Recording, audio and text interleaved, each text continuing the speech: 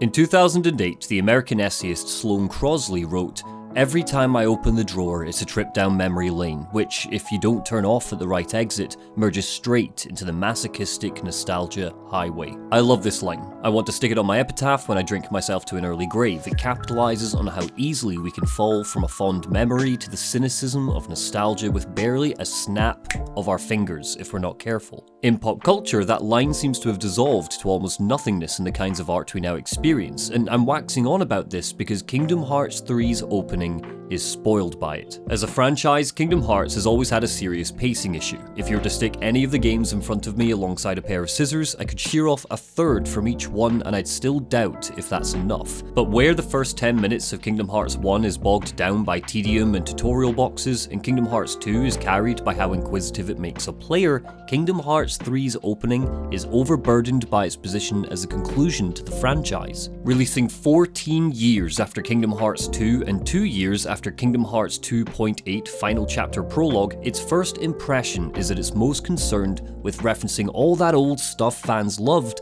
without much substance to keep it engaging. This is a shame because by the 30-minute mark, Kingdom Hearts 3 starts to play its strongest hand. Sora, Donald and Goofy are off on a mission to help Hercules, racing through an apocalyptic war zone, actively helping strangers to show us that in this world, our trio are officially heroes by this point. But you've got to wade through a lot to get there, and narratively it amounts to absolutely nothing, except as an excuse for the player to quickly level up their party. Yen Sid sends Sora off to Olympus to unlock the power of waking, but after our time with Hercules is over, we don't learn anything other than the fact that Yen Sid is a senile old man who doesn't know what he's talking about. Technically that's not Kingdom Hearts 3. What do you mean? Remember, that's Kingdom Hearts 2.9, it said so in the game. Oh god damn it! It's testament to the ludicrousness of Kingdom Hearts structure that the very existence of Kingdom Hearts 2.9 manages to throw this series of videos into flux. The point of the first 10 minutes was always to break down how video games introduce themselves to the player in their opening moments. Yet Kingdom Hearts 3 takes such a simple idea as how effective is the first 10 minutes of insert video game here and makes it an existential debate. So is this the opening of Kingdom Hearts 3? I would argue that because the game forces you to play Kingdom Hearts 2.9 first, the answer is yes. You pop the disc in and it's unavoidable that you need to speak to Yen Sid, scale Olympus, and fight the Titans before Kingdom Hearts 3 flashes up on screen and we get to fly off through space. I'd also argue yes, because if we don't talk about Kingdom Hearts 2.9, then that means the gummy ship makes up the first 10 minutes of Kingdom Hearts 3, and nobody wants to hear me bitch about the gummy ship for a full video. Though for the record, it's the worst game mechanic to ever come out of Japan, and it's bad in every single Kingdom Hearts game. So to wrap up my analysis of the big 3 Kingdom Hearts openings, let's talk Kingdom Hearts 3 and how it suffocates under the weight of its nostalgia. This is the first 10 minutes. They can take your world. They can take your heart. Cut you loose from all you know. I've seen exhausting takes on Kingdom Hearts that they always open with gibberish, but I think only Kingdom Hearts 3 really earns that criticism. Kingdom Hearts 1 opened with Sora questioning if any of his bizarre dreams are real. That's a very human response to the visions he's seeing, foreshadowing the adventure to come. Kingdom Hearts 2 is all about Roxas. In his coma, Sora knows that the only way back to the living world is to put the pieces of himself back together, to reunite with his nobody. Kingdom Hearts 3 is meaningless platitudes. Who is the they he's referencing? Organization 13? They've been disbanded by this point. The army of Xehanorts? Sora's not had nearly enough face time with the Xehanort for this to have any meaning. When he says that every step forward will always be a step closer to home, it makes it sound like this was always his goal, to get back home to Destiny Island. But one of the concrete character traits of Sora was that he wanted to leave the island with Riku and Kairi. As always, the OP is one of the strongest things about the game. Kingdom Hearts music videos rarely miss. It's severe and dark and worrying. We watch characters from across the series be taken by the darkness. We see these decades-old battles wage on Xehanort's chessboard, organized in chronological order. Every loss, every death, every heartbreak is laid out for us crisply, setting up the key players of the story's final confrontation. Just like in Kingdom Hearts 1 and 2, Sora tries to reach Riku and Kairi, but they're constantly interrupted by waves of minions, forever keeping them apart. This is nostalgia done right. The player is briefly reminded of who everyone is, and through tone alone, a player who's only just played a couple of these titles will be able to gather who's good, who's bad, and what the setup is for the story. We need to amass a crew and head into battle. And that is the last nice thing I'm going to say. Have you heard of the ancient Keyblade War? Huh? Of course I have. Purely because of its role as the conclusion to this decades-long story, Kingdom Hearts 3 is already at a major disadvantage regarding how accessible its opening can be. Playing Kingdom Hearts 1 and 2 simply isn't enough. Almost every game in the series is important here, and yet, 3 seconds into our opening, we see that Kingdom Hearts simply isn't going to help itself. Gliding over Scala ad Caelum, the stairway to heaven, the home of our villain Xehanort, brings about a whole bunch of intrigue from the player. In a similar vein to Kingdom Hearts 2's opening, it's all about curiosity. Even a Kingdom Hearts aficionado wouldn't recognize this place, so it begs the question, where are we? What sets Kingdom Hearts 3 aside from 2, however, is that the game doesn't offer up a concise answer. Even to this day, forums and theorists seem to be confused as to what Scala ad Caelum is. Some think it's the physical embodiment of Kingdom Hearts. Some think it's not a real place at all, but the inside of Xehanort's heart. Some think...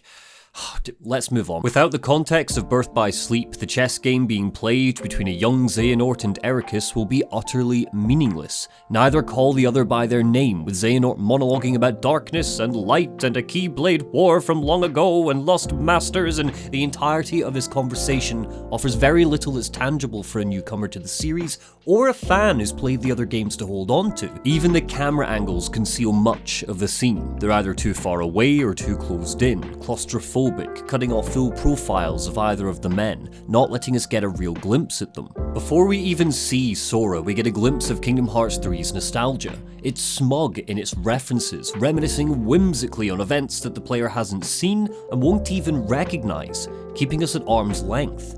And as alienating as this is to a player, it's not as bad as what comes next.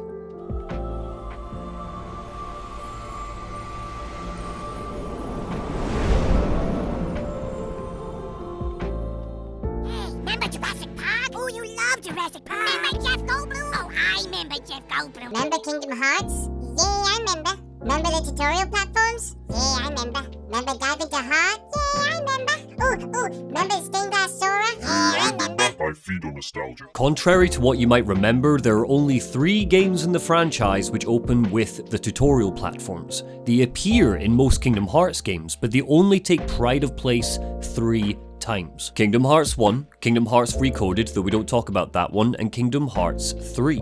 This is what I mean when I talk about how the game's first 10 minutes drown in nostalgia. Sora falls headfirst onto the stained glass platform of himself that Roxas did in Kingdom Hearts 2. In that game, the use of Sora as a stained glass image was important. It highlighted Roxas' connection to Sora and Sora's status as a hero. Here, Kingdom Hearts 3 uses that same platform just to evoke goodwill from the player.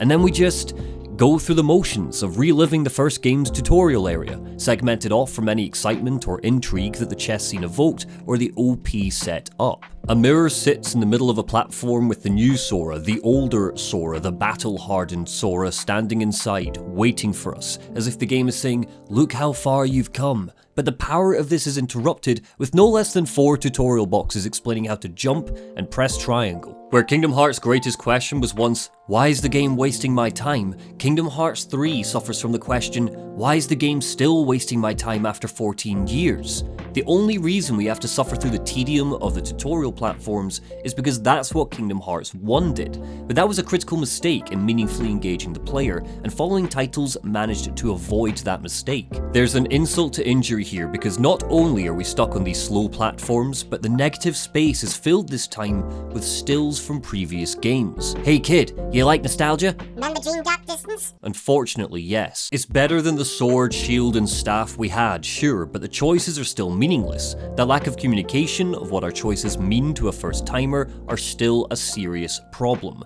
And that's the greatest sin of Kingdom Hearts 3's opening. It goes back to the basic, trudging tutorial design of the original game, learning nothing from the tens of titles which followed, all for the sake of of nostalgia bait. If you need more proof, just look to Darkside.